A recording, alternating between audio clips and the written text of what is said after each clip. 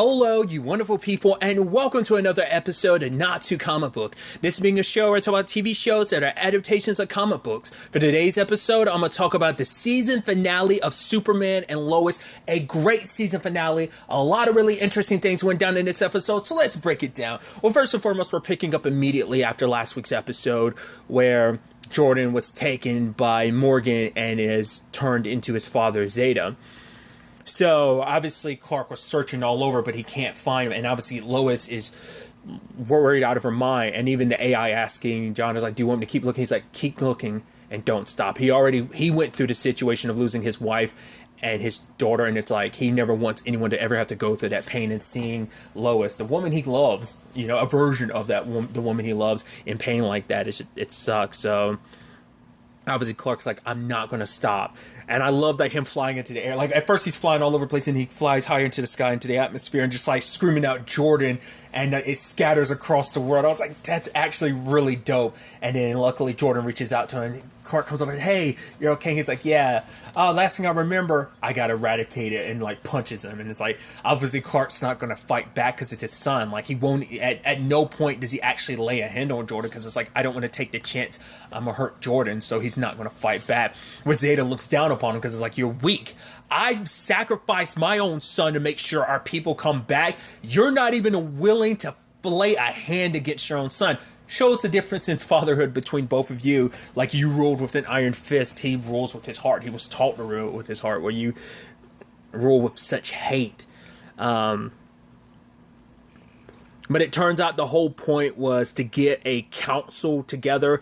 I guess it's like what you needed is like, the whole point was to get to the leadership of the Kryptonians together. I guess that's like the main point. Like, right, because then once the leaders have figured out what to do, then we come up with a plan together. Because even then later on, because it seems like that was his main goal, because at the same time, back in Smallville, Kyle, Lana, helped out with Sam, and at the same time, Sarah's got her questions like, why did he take Jordan? It's like, what happened with Morgan? But like, why did he take Jordan? And it's like, one of those questions. But obviously, back in Smallville's writing, like, what's going on? What happened to Metropolis? Superman stopped everything that was going on. All those who were infected were captured. But then Chrissy's like, but Morgan wasn't. Like, are we in danger? Like, why would we be? And there's Morgan standing there gathering the energy, and he ends up turning a multitude of the soldiers.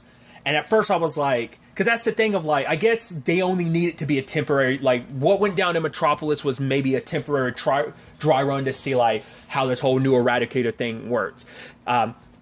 Because at first they were like it was kryptonite, but I guess it's like the only kryptonite they had left on stock or whatever.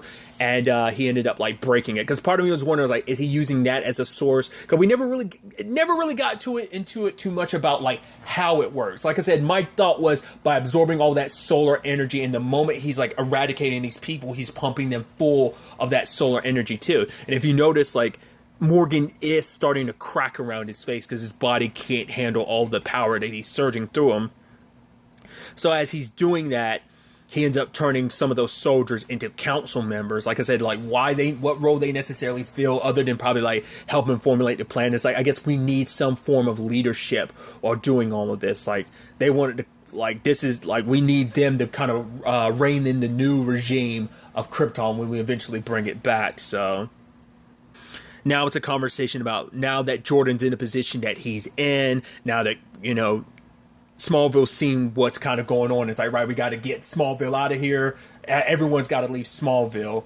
And at the same time, Clark and Lois have a decision to make. It's like, obviously for Clark, it was nearly impossible to fight off Zod in his head. And that's also the point, like, Zeta was like, yeah, you have the potential as a Kryptonian, but you're also weak, so you're a human, and it makes it easy to control your mind. Like, Morgan went through everything to strengthen his mind. Obviously, like, Clark in Zeta's mind is probably also like, but he's weak-willed because he grew up around humans and he doesn't reach his full potential as a Kryptonian, but he's still a full Kryptonian. So in his mind, it's like that leaves enough wiggle room for him to have broken free.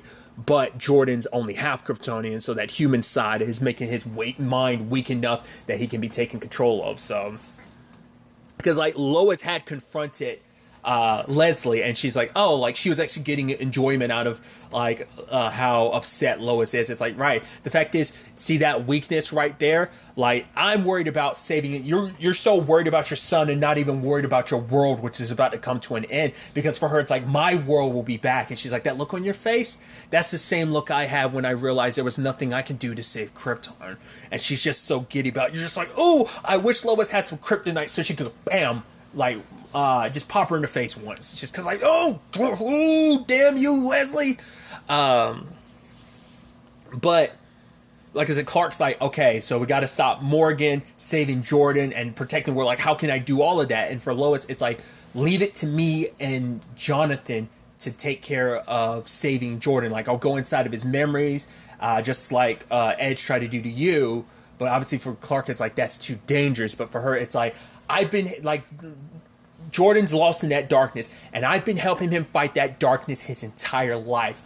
I can do this, you know. And it's like, he's strong like his dad, and Clark being like, and like his mom. And I'm like, I thought that was a beautiful moment. So everyone's kind of getting locked and ready, because I also love like Jonathan being like, all right, here's all the weapons I stole from you. And then you have John looking at him like, really, kid? Like, these are my weapons. Okay. So they're formulating their plan of like using kind of like red solar energy. Like, right, we're going to have to like, if we can get through that barrier, like this could break through the barrier and kind of end things, but it's going to need a lot of like maximum momentum and force to like really do that. So he's going to have to be held in a spot for long to kind of make it a pinpoint thing. So Clark's going to have to hold on to him. So it's like, it's going to have to hit. It's going to have to matter. We're going to get one shot at this. So.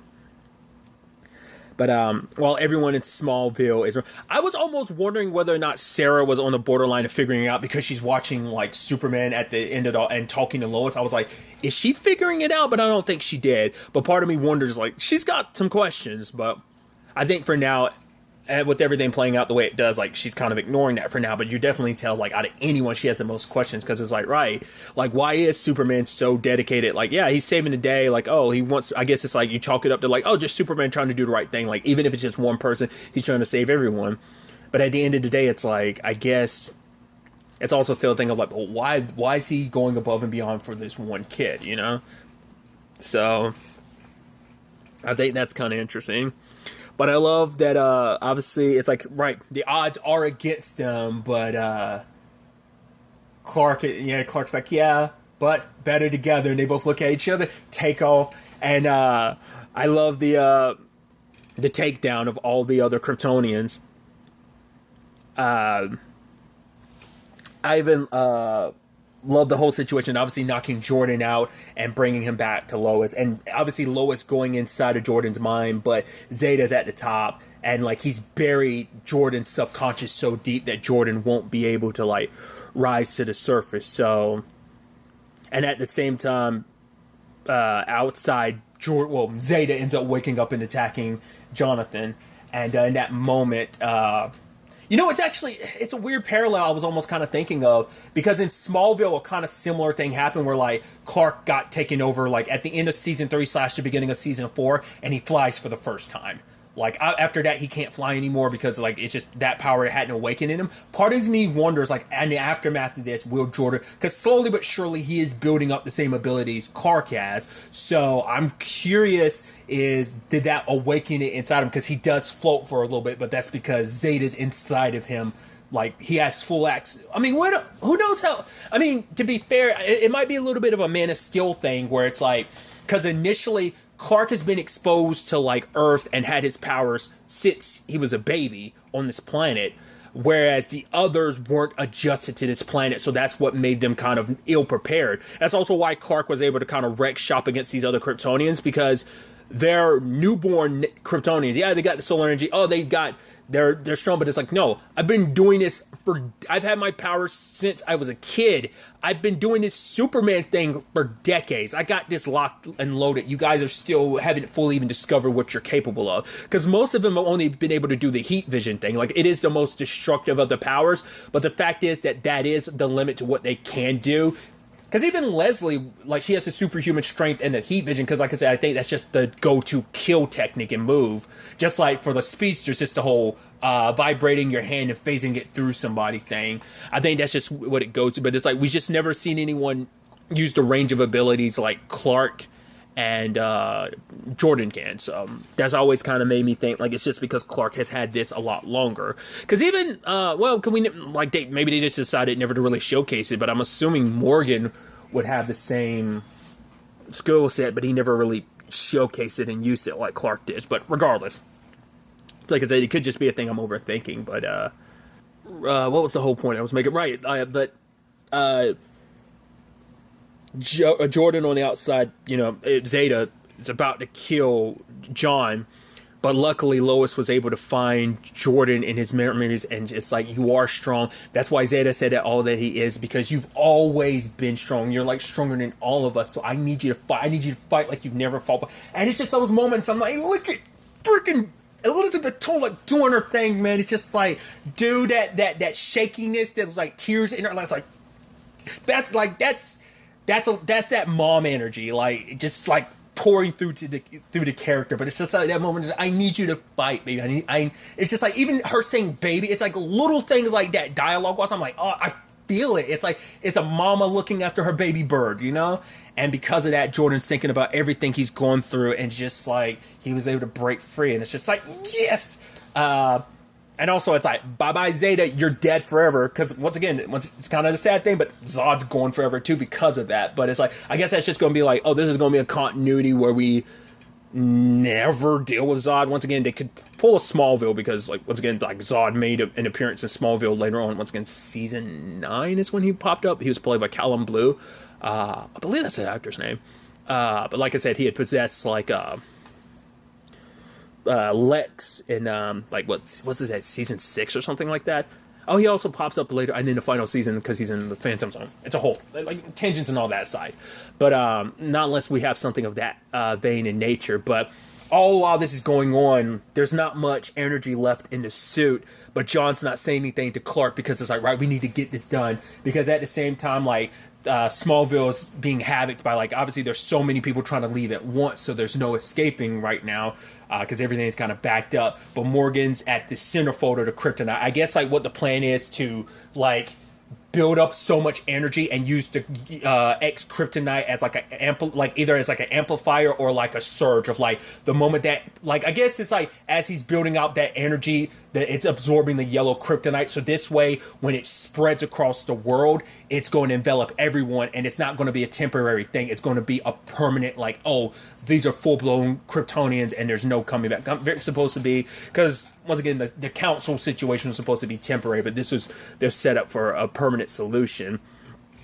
Everyone's kind of ducking and hiding, and obviously there's a woman that's in danger, and Kyle is like rushing off to do his thing, and I love it. It's just like that badass moment of walking, like, it's like, yeah, badasses don't look at explosions or whatever. Cool guys don't look at explosions, rather. But I was like, yeah, I like the turnaround on Kyle, because he does, when you meet him initially, like, you understand why he does what he does, but he's also a bit of a dick. But now it's like, nah, like, we've had to turn around, regardless of whether or not this town wants them or not. It's like, we're gonna stay here and help. They made that decision as a family, and I thought that was pretty dope. Of like, right, even if people aren't on the best terms with her, we're gonna get people out of here. We're gonna make sure everyone's safe. We're gonna take care of this town, because this town is family. This is our town.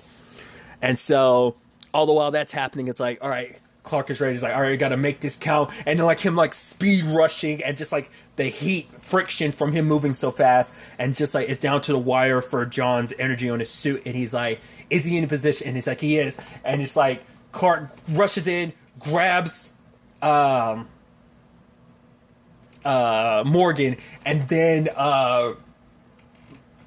John throws the hammer.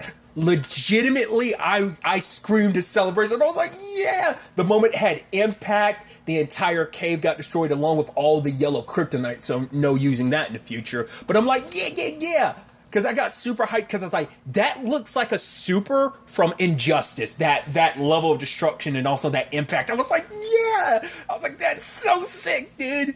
I love it. And it's like, I think in that moment, it's like it shattered everything. It's disrupted the Eradicator. So sadly, all those Kryptonians are gone. I mean, not unless they're still in him, but sealed away, and like on some level, like he's no longer the eradicator that he was. But it definitely, I guess maybe in that moment he was kind of when he built that large bubble. It's almost like every Kryptonian that was inside him was kind of floating to the surface, and so by breaking through it and disrupting it, like all of that's gone now. Plus they destroyed the yellow kryptonite.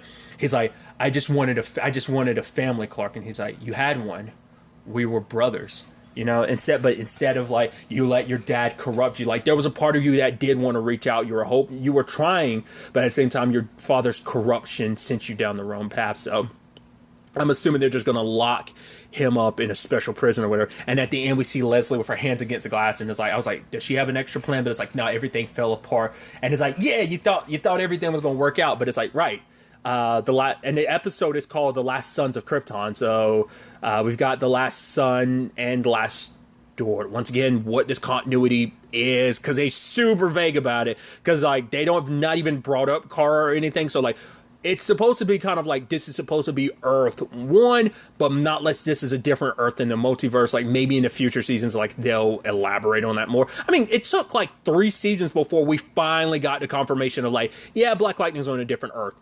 It was kind of implied, but it was still like ambiguous enough you weren't sure just the way to handle metahumans. You're like, we know how metahumans came into existence on Earth 1 because of the particle accelerator, but this doesn't acknowledge that. It seems like Freeland's kind of the hotbed for, so it's a whole thing, but I'm like, it wasn't until season 3 they were like, yeah, this is on a different Earth from the continuity of the Arrowverse. So like maybe it'll be the similar case in this, like they'll keep it vague enough until they're like, okay, we'll finally decide to admit this is on a different Earth. And I mean, even if it is on a different Earth, it's still in the same continuity because everything in the Arrowverse is in the same multiverse. It's just on a different Earth. It's on a different parallel Earth. Like, you know, so I say that word, Earth. I always say Earth. Regardless.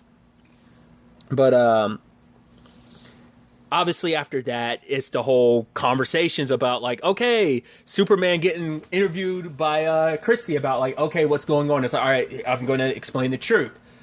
Morgan was a Kryptonian like me, Kryptonian trying to implant in Kryptonian minds into other humans, and it's like she's like, "Are you worried that people won't trust Kryptonians?" He's like, "You mean me?" Because also not letting it slip that he has kids and that his kids don't go Kryptonian, so like not letting that kind of make it seem like he's the only other Kryptonian around. But also it's like once again that kind of almost acknowledges like there is no Supergirl. So it does lean more towards like this definitely feels like it's a different Earth. It can coincide with the continuity of the Arrowverse, but it definitely feels more like a different Earth rather than Earth 1. Well, Prime. But regardless, it is still the thing of, for him, I even love that conversation of, it's not up to me to decide. Like, all I can do is, I know who I am, and all I can do is just keep doing what I do, and if people feel otherwise, that's kind of...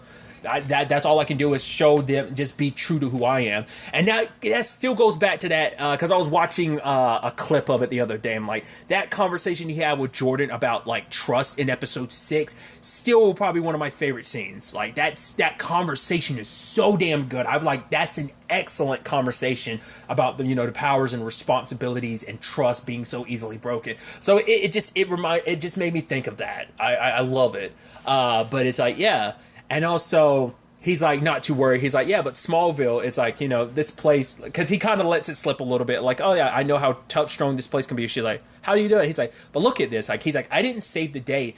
This town did. Like, yeah, like this town was hurting, but look at what happened. Like, at the end of the day, it came back together. And I think through this, event, Smallville's going to come out even stronger because of it. And I was like, I thought that was incredible, because...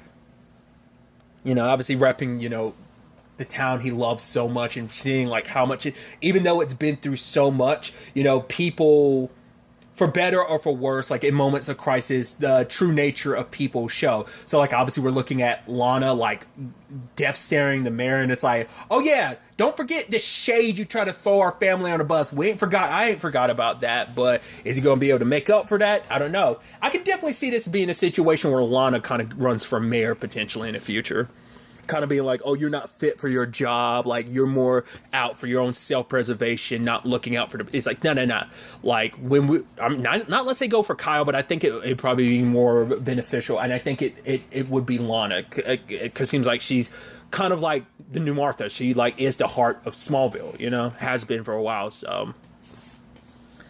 But, with everything, everyone gathered together, celebrating. It's pretty dope.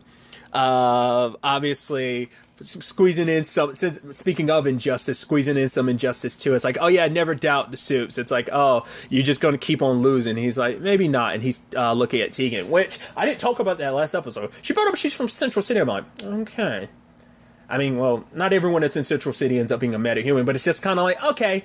The fact is, you're not just from like random town, like you're from a specific DC town. I'm like, all right, maybe there's gonna be something up with Tegan, maybe not. It'd be interesting if like she ends up having like superpowers or something like that. I don't know if she's like someone from the comics or just someone specifically for the show, but like if she ended up somehow with powers and Jonathan has to deal with the fact is like, right, my brother's got powers, that's a whole thing in itself, but also like the girl I'm into has powers, and I feel kind of a little less. I don't know.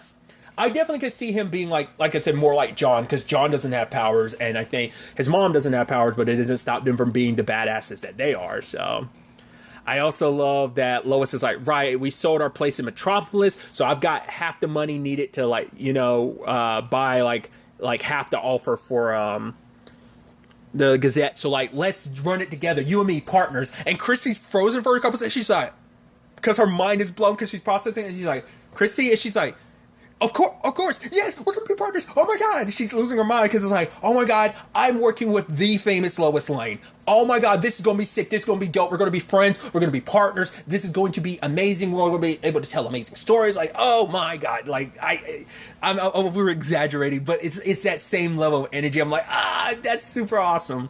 But there's also the conversation between John and Sam, because the DOD is asking John to join, which he's kind of not really sure. But Sam also backs away. He's retiring because for him, it's like, I've already dedicated enough time to saving the world. I think it's time, I try to, protect and save my family. Because what did Lois say during that? She was like, I'll protect my family, you protect the world. And it's like, it's that thing of like, right, I have constantly, and that's why him and Lois had the very complicated relationship they do have, is because he's always put the world first. So now it's like, no, I'm gonna put my family first, so what that looks like going forward, maybe it could lend to them like fully repairing a lot of their relationship, making up a little bit from the past. They can't change things, but going forward, they can move together as a family.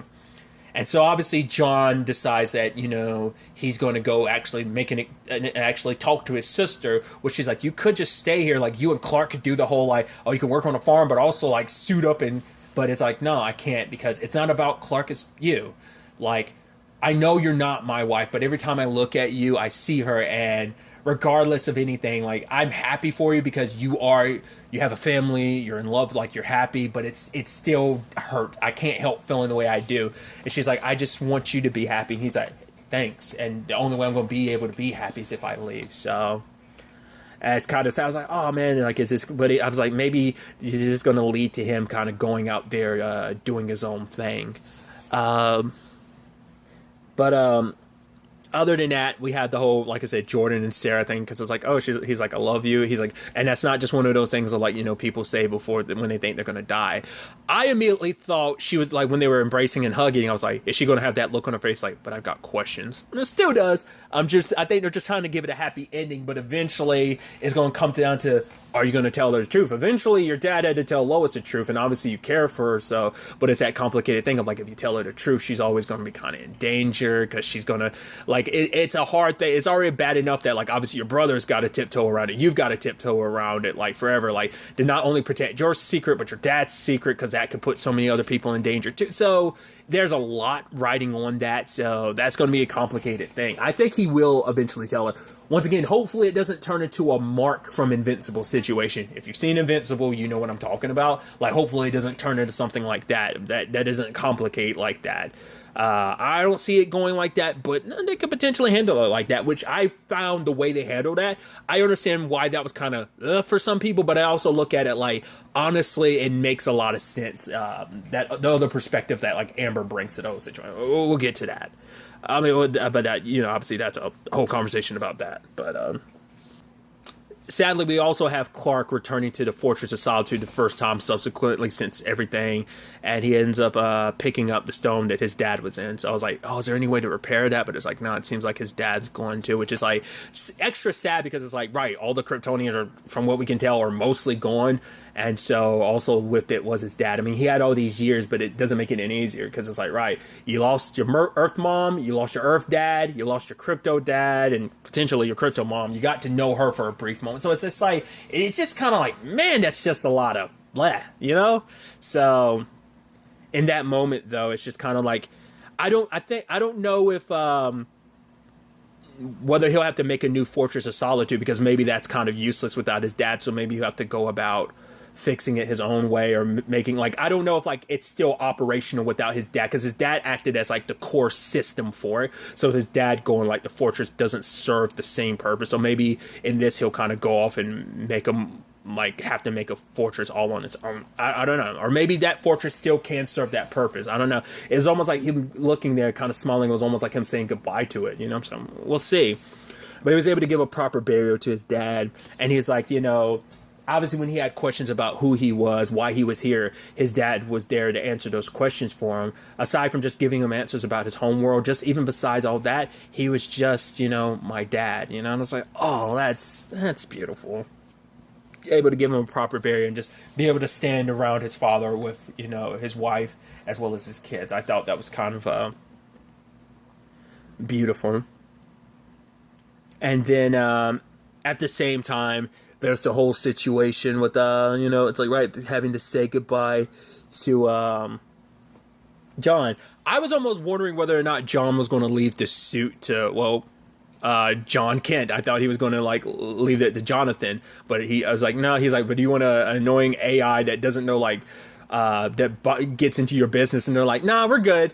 But then like something's coming in, like locking on to John's suit. I was like, wait, is this what I think it is? And there's a shuttle. I'm like, it's going to be Nad. At first I was like, is it going to be like an older version of her or something? But it's like, no, she looks exactly the same, which you're immediately like, okay, so that's from a different Earth. How did you get here? Like, well, why? I mean, it could just be that. It could be like, well, it's interesting parallels you could draw because you actually think about it to a certain extent. It's like, well, a lot of this you could draw parallels to Supergirl's first season because it kind of plays like a similar storyline in certain regards, but also like it ended with the shuttle. We know that was Mon-El that was in the shuttle. They also did an interesting thing of like, oh, they didn't like hide who it was, like the whole Mon-El thing, because maybe at the season 1 finale they hadn't decided they wanted it to be Mon-El. Maybe they were still trying to decide. Regardless, I thought that was dope, but also like, I was wondering, like, is she kind of almost like is it supposed to be like a Supergirl parallel where it's like, oh, she got here, like, well after the fact he was already, like... Also, part of my mind was also thinking, like, if they did do a Supergirl situation, like, if this ended up being on a different Earth, like, would they go Power Girl? I wonder. They could do that. Like, I don't know. They could also make it... I don't know. Without stepping on the toes of Supergirl, which...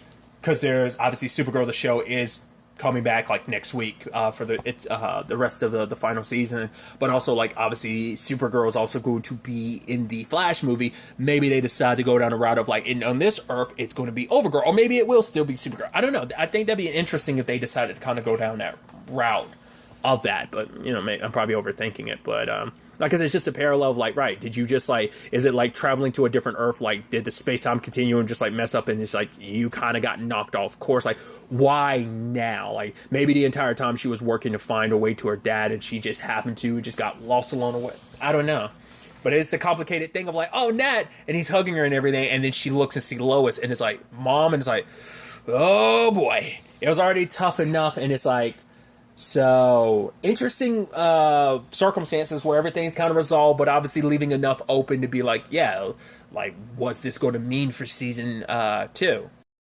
Which, yes, the show was renewed. It was actually renewed pretty early on, if I remember. I feel like it was only after like maybe like 2 or 3 episodes it had already gotten renewed for a second season, so it was been renewed for a while. But I'm very excited to see where all this takes us, like especially the John and Nat thing, like where do they go? Like, obviously he's had time to process the whole like, oh, Lois thing, but then like, oh, here's oh, now I got to get over that. But also it's like there's a part of like Jonathan being like, oh, like you're my sister. Granted, we're kind of siblings, but not really. It's a weird, complicated thing. So where do things go on that front? What's next for Smallville?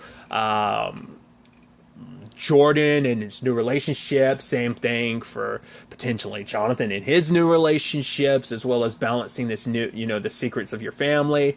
what are the things, because, you know, what's going to be new in this continuity, because he's been Superman for a very long time in this continuity, so what's new, what's old, like, what's already pre-established, like, are we going to get some more, like, how much pre-established stuff in this continuity are we going to get, like, oh, like, here's, I don't know, oh, here's Bizarro, or here's this show's Toyman. I'm wondering would they even do Toyman, considering, like, that's already a thing, and they've dabbled in that, like, in Supergirl a couple times, so maybe they won't even touch that. But the Bizarro thing they've only done once, and that was in season 1, so,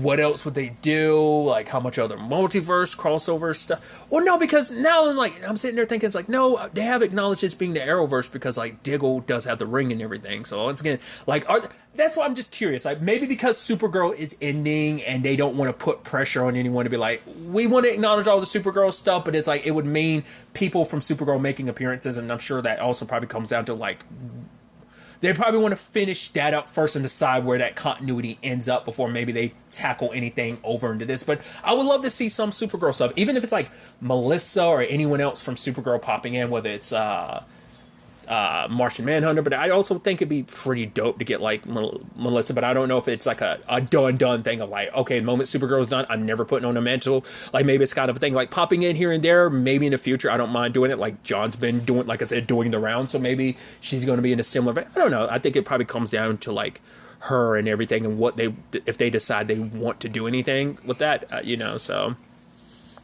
I'm just really curious to see what a season 2 would necessarily entail, and a lot of the, like I said, what established villains, what villains aren't established in his universe that Clark would get introduced. I like, because they set it up where it's like there's no like immediate threat, like, because everything in this storyline has been resolved, so it's just going to be the continuation of like, right, continuing our family story here in Smallville. So it's going to be interesting to see what happens next season.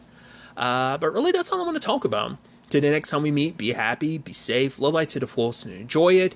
Good day, and goodbye.